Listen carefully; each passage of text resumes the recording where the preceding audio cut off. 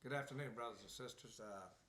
We've been talking about doing these streamings and getting some information out. We've had a lot of discussion and a lot of requests. So we're coming here today trying to cover a conglomerate of things that affects you in your everyday life. But first, let me start off with thanking you for the job you do.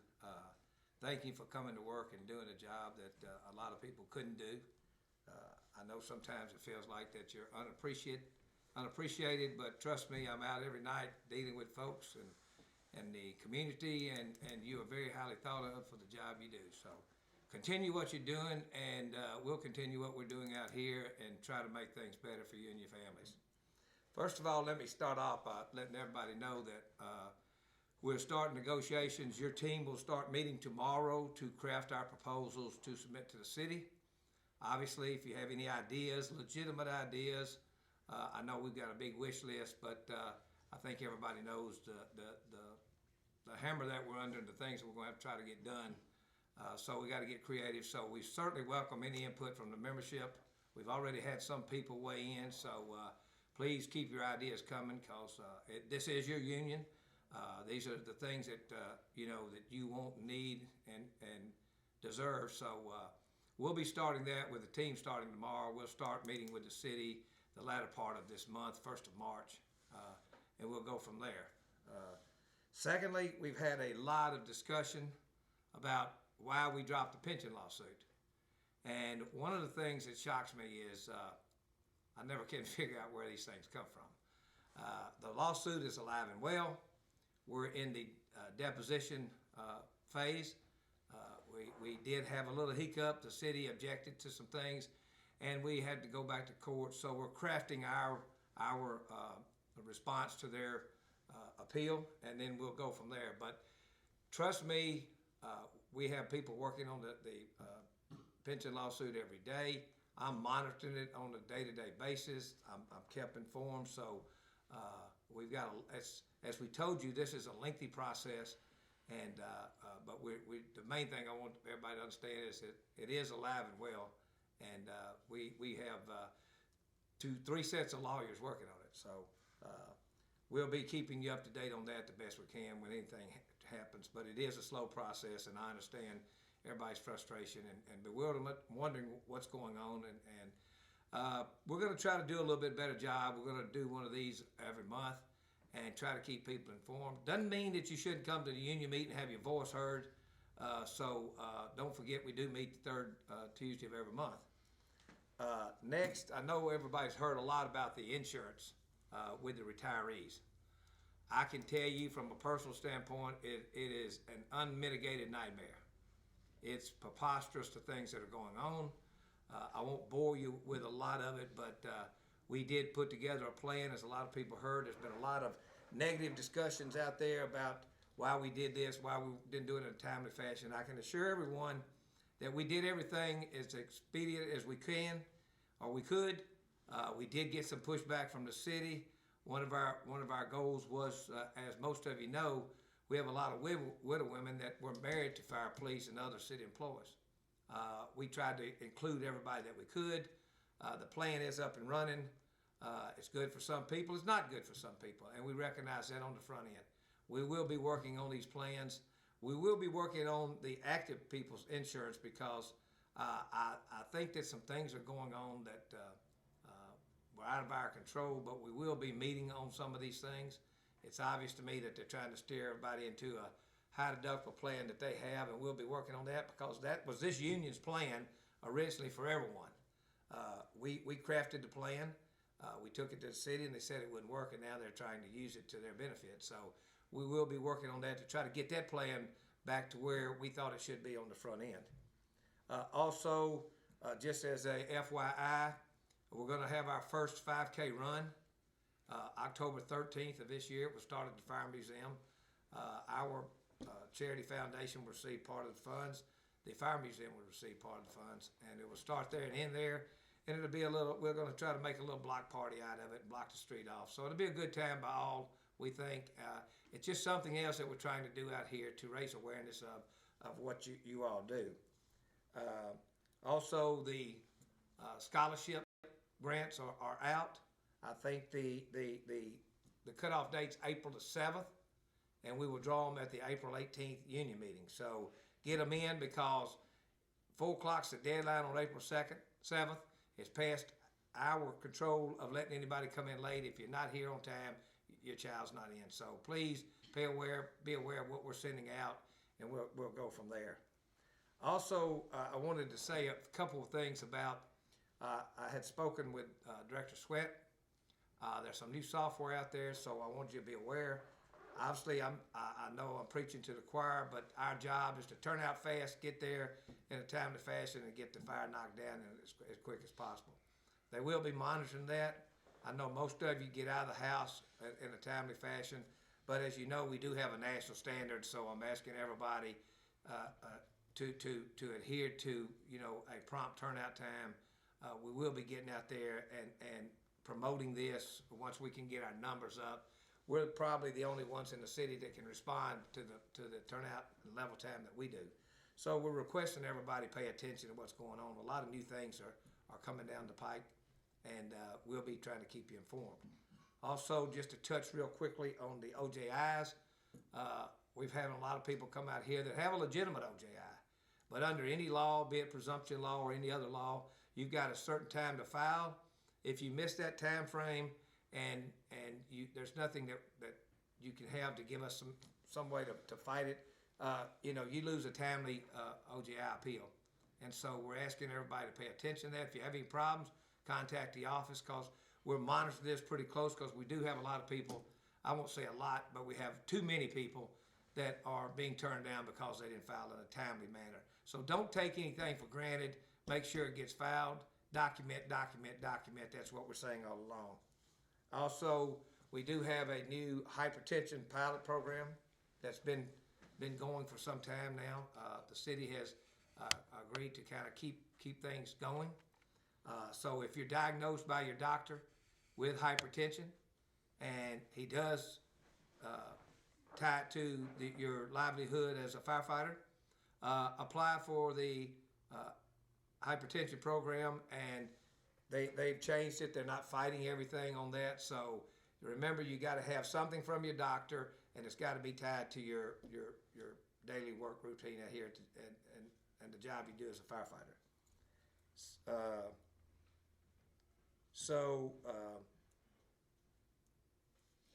We'll be leaving Monday for Nashville for the State Ledge Conference. We will be introducing 3 new bills there. One is cancer presumptive bill.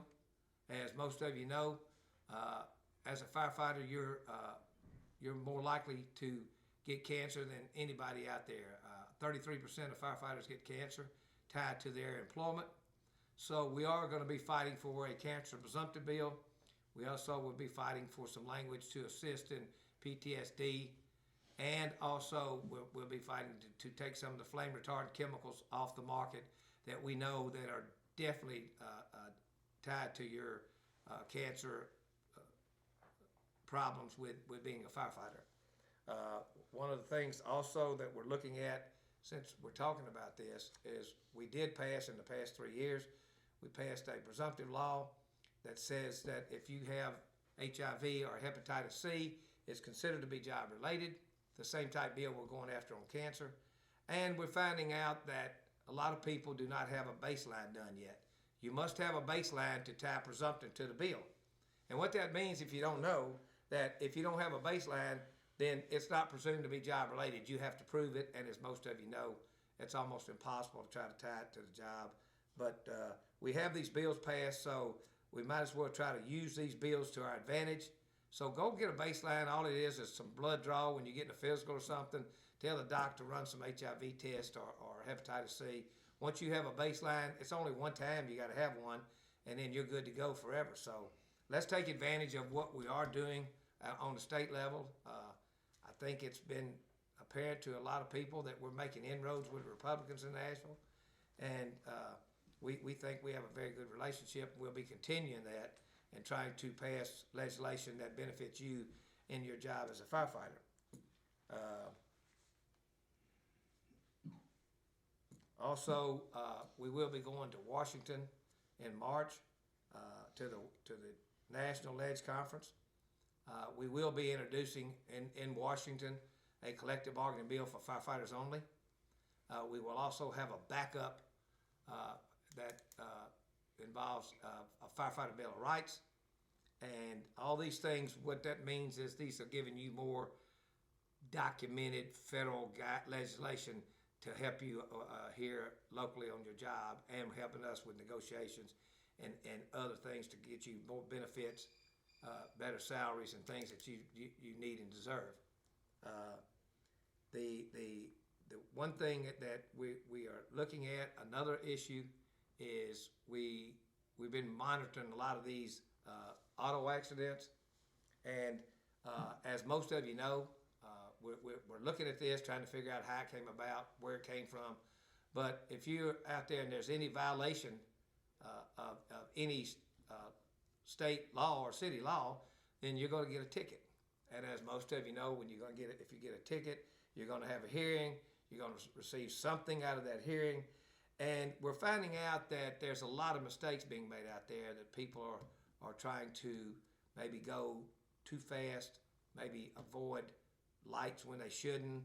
So all we're saying is, look, we're talking about, I know this sounds like a conflict because we're talking about turnout time here, and we're talking about time on the scene. But one of the things is there's probably 2 million cars on the streets of Memphis every day. And so all we're saying is, let's take a look at what we're doing. Slow down through the lights. We're seeing people go through the lights without ever checking up. Remember that the state law says you can request permission to go through these lights, through these stop signs. So what the law states then, if you are not granted that permission, and you know some of these crazy folks in Memphis with these auto accidents. Also, your radios are kind of like a lifeline. So let's get a little bit more, I'm not harping on losing the radio. That's the administration side of it. But what concerns me is that if you lose a radio and you get a fire call, and losing radios, that's another thing. But management handles that. But I'm concerned for your welfare and your ability to return home after your shift. Also, I know most of you know we're instituting this fire department's instituting one of the few departments in the country. We're instituting a turnout washing rotation. We're asking that this is very important. We're asking that you follow those guidelines, because we're going to have to make some changes when we get this cancer presumptive law passed. All these things all tie in together. We know beyond any shadow of doubt that cancer is the exposure comes through your wrist, your neck, and your ankles, where a lot of times you got thinner skin, and so therefore somebody that you contract cancer even though you got your turnouts on. We're looking down the road that we think we'll see you all having to wear your air packs a little longer, an overhaul, because there's some statistics that show that the carcinogens that you're getting during the overhaul and other things. We have a center of excellence that the International is partnering with. It's just outside of D.C. for PTSD, drug and alcohol for firefighters only. So here locally, we're working on some plans. We're not privy to putting them out yet, but we have met with the director, or spoken with the director and the OGI people, and we're going to try to set up a meeting. And some very good things, I think. It's not things that everybody thinks of on a day-to-day basis, but it's something that I think of every day because I'm involved in it throughout the country, and we think that it's more beneficial for your family if we have some things like these.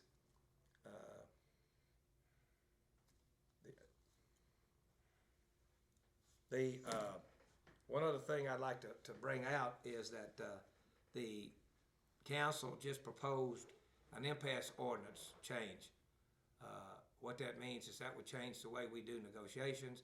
That would change exactly what we have to do at impasse, and we think that it's a lot of negative movement on behalf of the council. They call it streamlining, and we call it gutting. So we think that we have to stay on top of these things. We assure you we're on top of it. we'll be looking at discussing with the council exactly how we're going to go about this, and we've been invited to put some changes there. So we have our attorney working on some things. I'm working on some things, and so we are hoping that we can bring a resolve to this without having to go through some type of negative.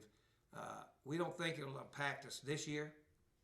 We think that by the time they can pass it with an ordinance, that they will already be well into negotiations, and we think it'll be next year. So we're thinking that a lot of things that we're talking about doing, and a lot of things that we're working on are just things that we can't actually say because, a lot of it's confidential that we're working on. A lot of things are things that we're hoping to get done, and things that if we bring them out and tell people we're doing it to people we're working with, sometimes that upsets them. And so we're gonna bring things out as we get them accomplished, and that way we'll be able to tell you exactly what's going on and what's not going on.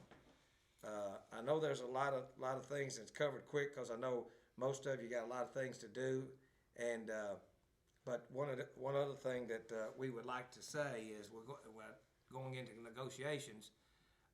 Everybody in the bargaining unit gets the benefit of what we negotiate. We would like to respectfully invite anyone out there that's in the bargaining unit to join this local and participate. This is not about dues money like all the think banks are putting out. We probably spend more money on the members with insurance and everything else than when we take in. But the one thing is, we do know that there's strength in numbers. We know that the city knows how many we have. So all of you that are out there that are listening that aren't in our local, we would invite you to join. We think that everyone should be a member and should have a say. There's a lot of things that are going on right now. Our number one priority is to get ready for negotiations. We think this is going to be a tough negotiations. As most of you know, crime is the number one thing around here. And so the police are on top of the heap, and but we're working, or we'll be working hard to bring forth some proposals that are very creative and only set for firefighters. So again, we've had some very good proposals sent to us through email. We would respectfully request anybody that's got any proposals that they think are legitimate, and I'm not talking about 10% pay raise and these things. We all know that those things are probably warranted, but we also know that they're probably not going to get there. So again, we thank you for what you do sincerely. There's a lot of things that we're trying to cover in a quick fashion just to bring everybody up to speed. We read the emails, we're getting the phone calls, and we're hearing the people talk about, well, the officers at the fire union aren't doing anything. Well, just because we're not putting up billboards or we're not out here slandering anybody, we're working hard behind the scenes. We're leading the attack on a lot of things. We did meet this morning with all the unions in the city. We are planning some things in solidarity. I can tell you that there's some negative things on the horizon. The airport authority today told their union, or yesterday told their union, they would no longer recognize their contract, their MOU. And as we all know, moss gathers more moss. So we got to stay focused, stay working, and join in lockstep, because if negative things happen this local, I can't tell you what it would be like to operate without a local. I'm not going to bore you with all the things that happened before we had a union. So as bad as you think things are, I can tell you they could get a lot worse. So I'm asking everybody, Joe, Matt, and myself, we can only do so much. We can work hard. We can work long hours. But, well, we don't have time to stand around and wait. We've got to keep moving this thing forward. We've got to move the chains and move the football down the field. And so that's what we intend to do. That's what you put us here to do. But we don't want you to think that we don't want your input. We sincerely need and want your input. You're the ones that have to be out there, out on the line, working, riding the rigs, doing all the things that you do. I can tell you this from my experience, as most of you know, I still am a field rep for the international. As I travel around, Memphis is starting to get respected again. Memphis is starting to make a move. We are going to be making some changes. Matt and I are working on some things to bring some software here through the international to make everything electronic in our union. That doesn't sound like anything, but these are things moving forward for the 21st, 22nd century. So, again, I'm understanding that we're going to be open for questions and answers. Feel free to answer anything, but contrary to what you're hearing on Facebook and some of these other tools that are out there, some of the people that are criticizing this union don't even belong to this union, don't even know what's going on. I don't mind anybody criticizing Malone. I'm cool with that.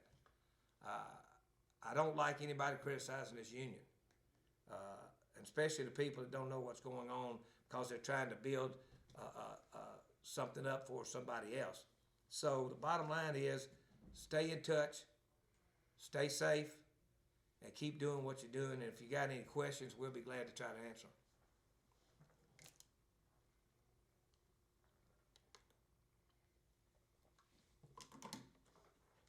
Got none? Nothing yet.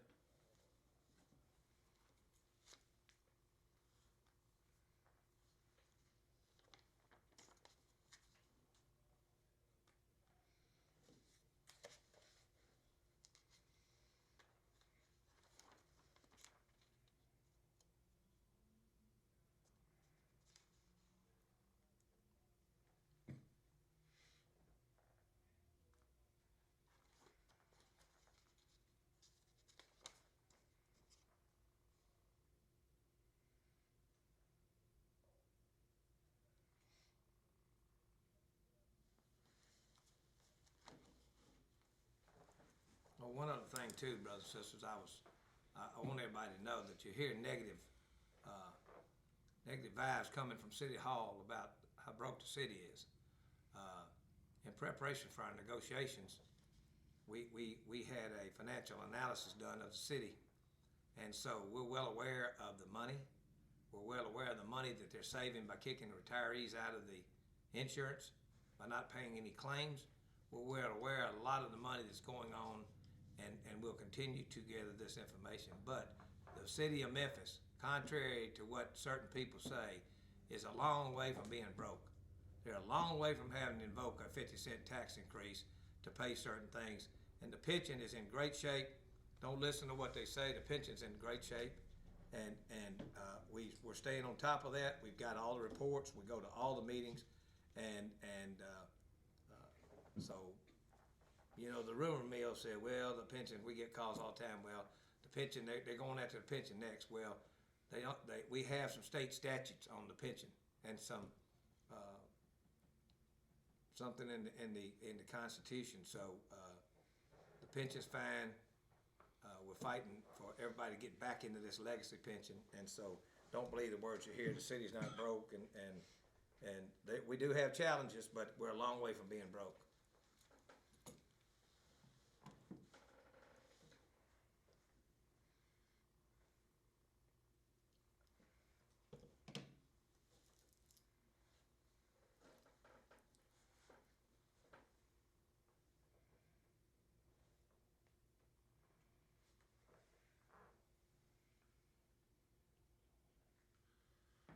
What's the current numbers on the pension is a question that was asked. The current numbers. There was a question that was proposed online. It was, what is the current numbers? I'm assuming that when you're speaking of current numbers that you're talking about how much money's in the pension. And we've got $2.2 billion as of the end of January. In the February meeting, the financials go through, we lag a month behind, so we were just right at $2.2 billion in total monies in the premiums. I mean, in the pension fund. So the pension's not broke, nor will it be broke based on the new state law. That's just a number that the city's using because it's a big number, and it scares the citizens. They scaring them into thinking that they're going to force a big tax rate on them. Talking about in 2020 we're going to be $50 million short. Well, how you figure? They're looking at actual stuff, and I can tell you right now that's not true. They're still carrying a big OPEP, unfunded liability, on the employees' health insurance, and by kicking all the retirees out of there, the unfunded liability cut in more than half. So all these big numbers that are floating around, they sound good to the news and the general public, but we're ready to rebut those numbers when the time comes. They're talking and stuff, but you know, they're talking about, well, we got to have $50 million. Well, you know what they're telling everybody: if we do this or we do that, then we got to raise the taxes 50 cents. Well, we know that's a crock. The pension fund's doing well. The OPEP unfunded liability on the insurance has been reduced more than half. And where the real rubber's going to meet the road is something called Gadsby 77 is coming out this year. Memphis probably won't put these companies. They're going to start putting them on that. That's the number that's going to be huge. And you're going to see how much tax money they're giving away. Now, I say that to say we understand that there's a lot of things that they have to do to bring industry here. But one of the concerns that we have is they're giving these people money and they're underfunding, they're underperforming rather, what they were supposed to do by contract, and nobody does anything about it. So you'll see that these numbers will start to diminish, and basically by the fact that they cut all these people out of the pension fund, that's going to increase their unfunded liability. It's going to lower their ARC down the road, but it's going to increase their unfunded liability because there's not anybody putting the money in. What their status. Another question, why no visual alliance with MPA on bringing benefit issues to the public and media? Bringing benefit issues. I guess we have a question on health insurance. On why we're not having an alliance with the police and bringing what benefits and bringing benefit issues to the public and bringing benefit issues to the public. Well, to have an alliance with anybody, and we work at an arm's distance with all the unions, but I hope that you would recognize that to be in an alliance with the police, number one, they got to want to be there, and number two, if I were them, I would feel the same way. They have crime on their side.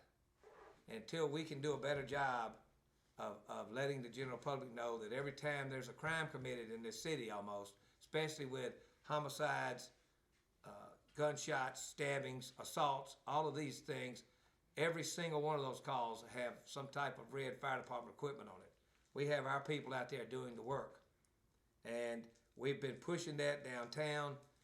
Believe it or not, I was shocked that so many people downtown didn't even realize that.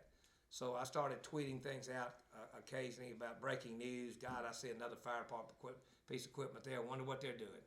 So just to give you something to go by, to have an alliance with them would mean that we all would have to need the same thing. And to be quite honest, we're very, very separate in what our needs are. Now we talk about money. They don't want to talk about the same money that we want to talk about, because they're going to use crime on their side. They're going to use all the benefits they have, and that's their job. We feel like that we can be creative enough on our side to what we're shooting for are things that only firefighters can use or get. Most of the time we hear, well, I'd like to give y'all that, but we can't give it to everybody else. So that's kind of where we are. A lot of people have criticized that. We met this morning, and they were there. We are going to do some things together. But when it comes down to negotiating, we each negotiate our own. We have different negotiation sessions. And quite frankly, the city looks at us, even though we're all public safety, they look at us from a different light. So what we're going to be doing is doing a better job of letting the general public. I've been talking to neighborhood groups. I've been going to different organizations and speaking.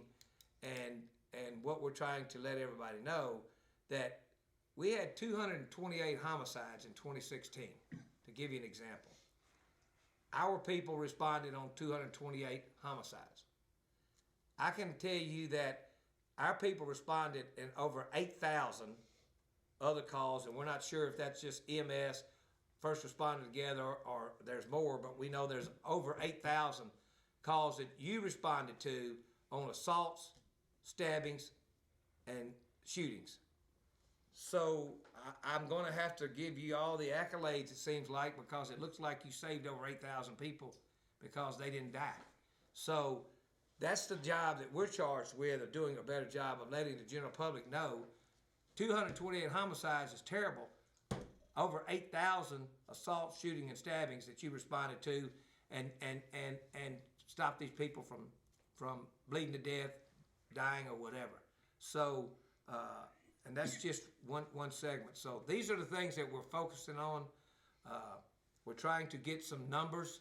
I know the fire department's getting some more software that we can get better data from, and actually get empirical data out there, so it can't be rebutted by the bean counters in City Hall and so forth. So that's kind of why we have different needs, different wants, and they have a different job just like you. So we are we're not in a lockstep alliance, but we're in an alliance on certain things that we'll be bringing forth here in the short future.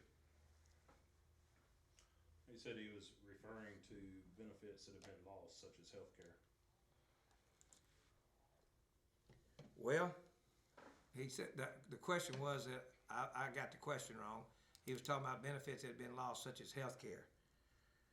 And I'm assuming this must be a retiree, because there's no benefits lost as an active employee. But as the retirees,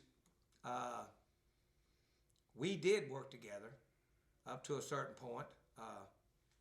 I can't say from the police side what their thoughts were, but our thoughts were we heard a lot of problems, and we went out around the country, and that's why we came up with the post-65 A and B insurance that pays through the donut hole.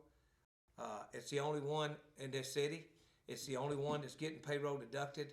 So I'm pretty confident with what we've done, that everybody else is glad to be with us, whether it's an alliance or whether it's not. We took the lead on it, and we'll continue to take the lead on things like that, because we have our international that has a lot of database that we can purge and get a lot of information, just as we did then. One of my friends from Chicago called me and gave me form by us. We see Mike Lee quite often. I speak with Mike Williams periodically, but we took the lead on the insurance because we had access to the ability to produce something, and we'll continue to try to grow that program. Question, impasse issue will not affect this year's negotiations, correct? What the city's going to try to do, because I think you all know that we're in a money grab from the city, and we're low-hanging fruit, in my opinion. I know a lot of the administration doesn't like that, but I think it's a fact. But as far as this year's negotiation, we plan on moving forward just like we have in all the other years, and we don't think it'll affect it, because it can't get done. It's going to take at least 8 weeks of reading through the ordinance to get it done if it doesn't get held up or anything. We're going to move forward just like it doesn't affect us this year. Any talks on not having to live in the county while being employed for the Memphis Fire Department? Question was, is there any talks on not having to live in the county when being employed by the Memphis Fire Department? And I'd have to say that the answer to that is no. There's been no talks or discussions. I think most of you know it usually goes the other way. We've had a lot of debate on this at the city council. Even the mayor stated that a lot of people didn't live in the city. So I don't see any movement at all of lifting that restraint, unless we have discussed some things about being able to live wherever, and you would pay a small penalty. It would be up to the individual, and that's for recruitment and retention. But right now, there's been no discussion with this union, and that any movement of lifting the restriction of having to live in the county.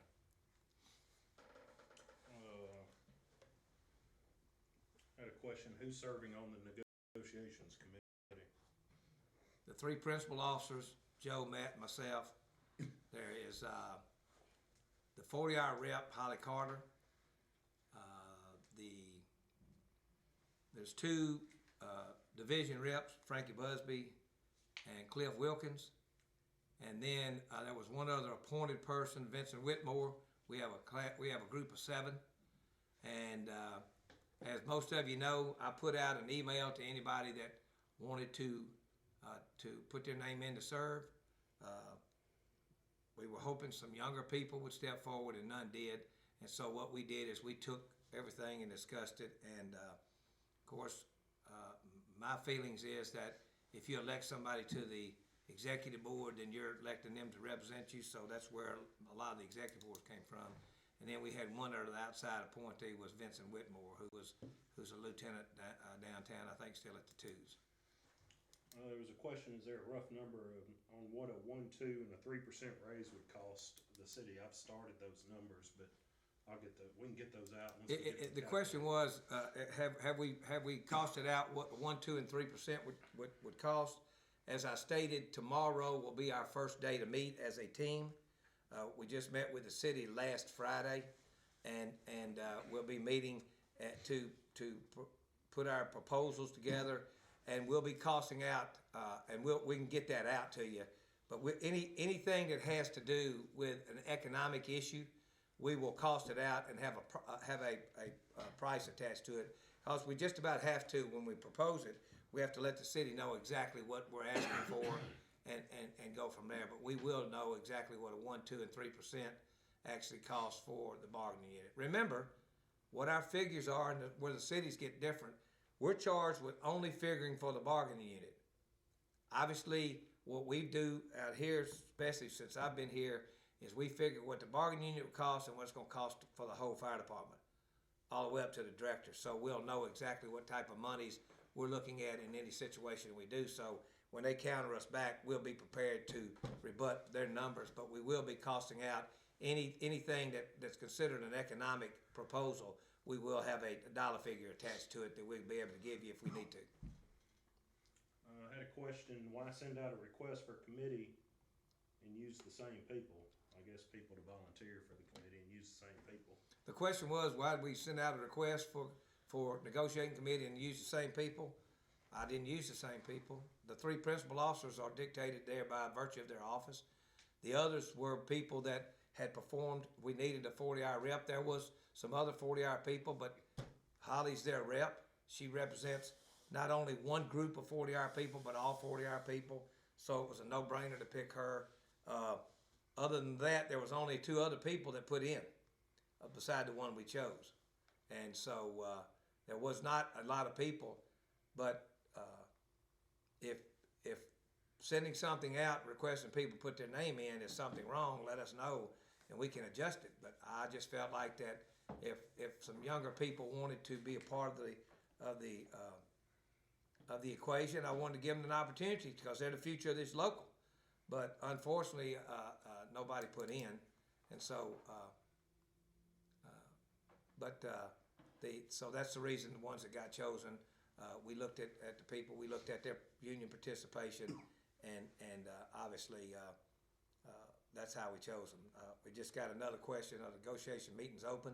To our understanding, negotiating meetings are open under the Sunshine Law.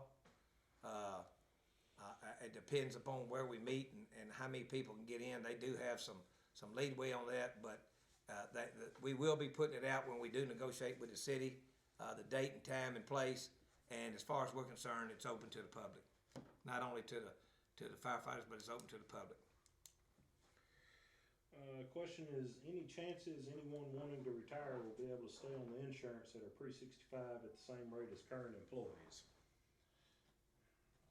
I guess any chance of leaving the pre-65s on the self-funded plan? The question is, if anybody's wanting to retire, would it be an option for a pre-65 to stay on the city's insurance plan? I told you that we put together a plan for post-65 A and B.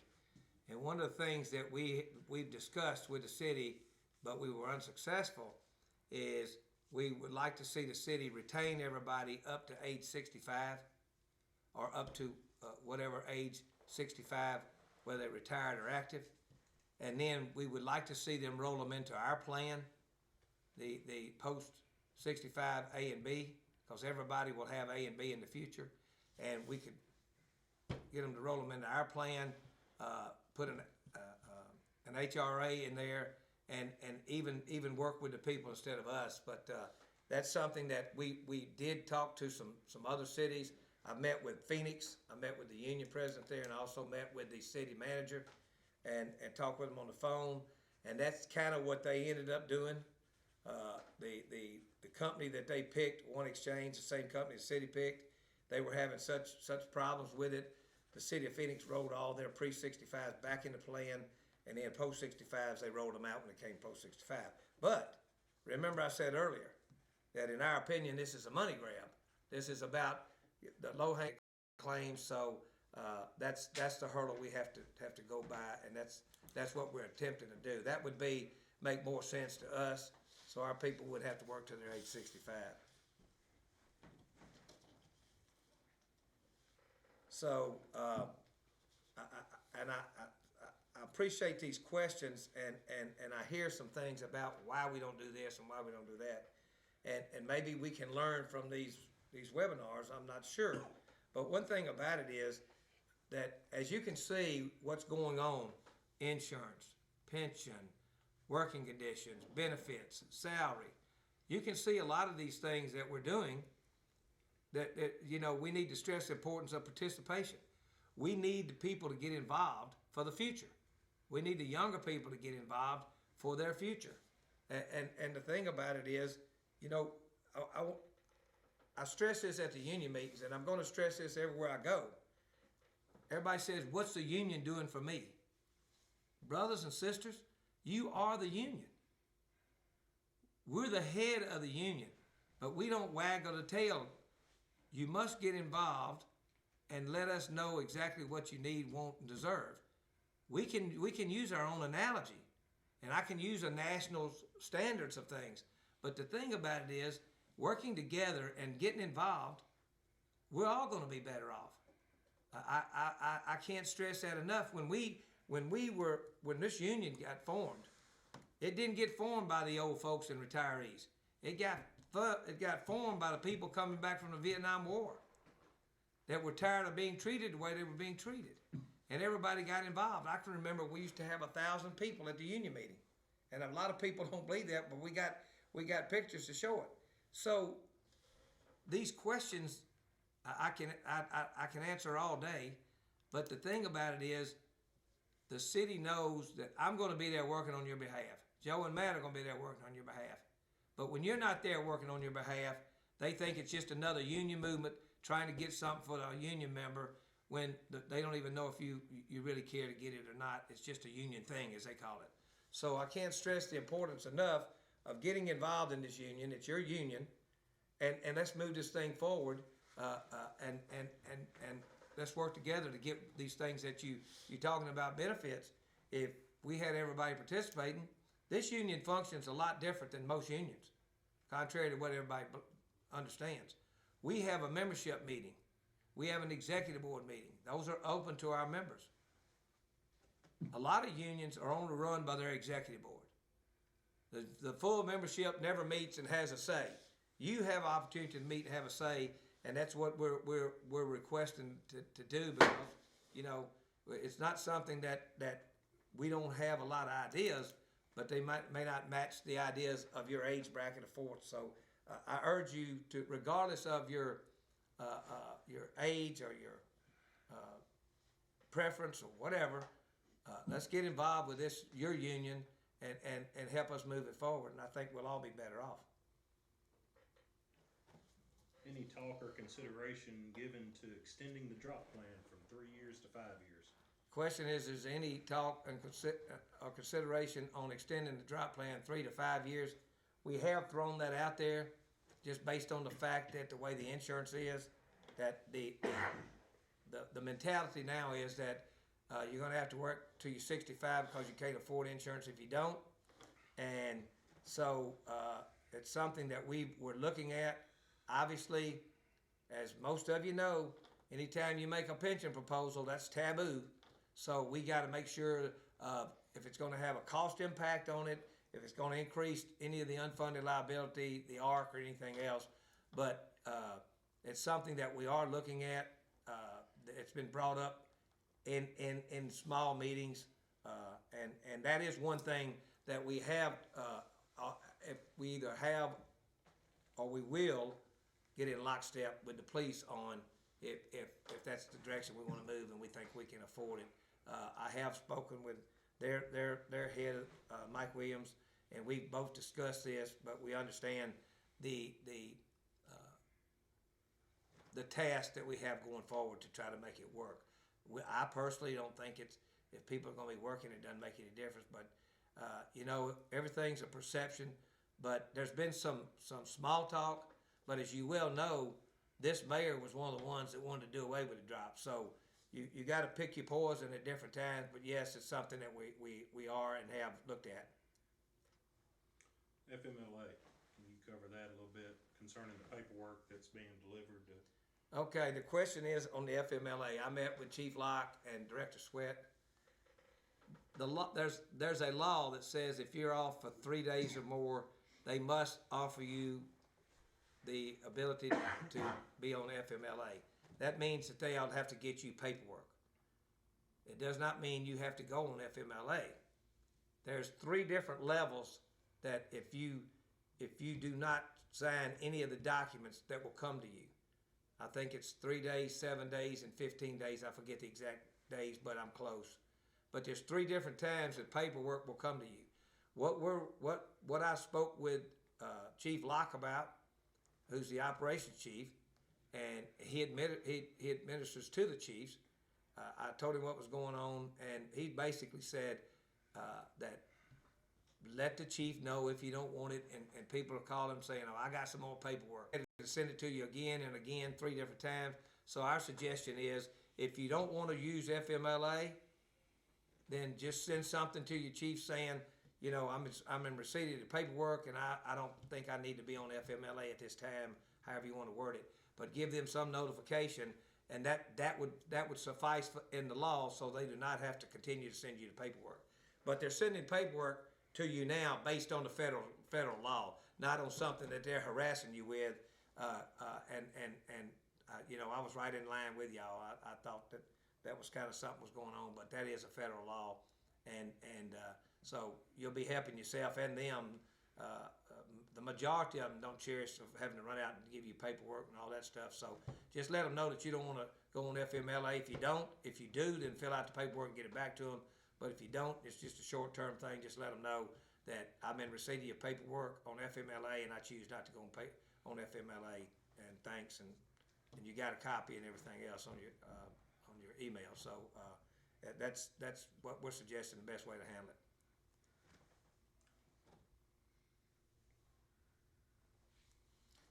Well, we don't have any money. We are going to do this on a monthly basis. So if there's anything that you want us to cover that we're not covering, or anything you want us to discuss, send us an email. Let us know. As you know, contrary to popular belief out there that, you know, we're not doing anything, we stay fairly busy here. Thank you for your attention and joining. Stay safe and keep doing the job that you're doing. You're doing a great job. Thank you.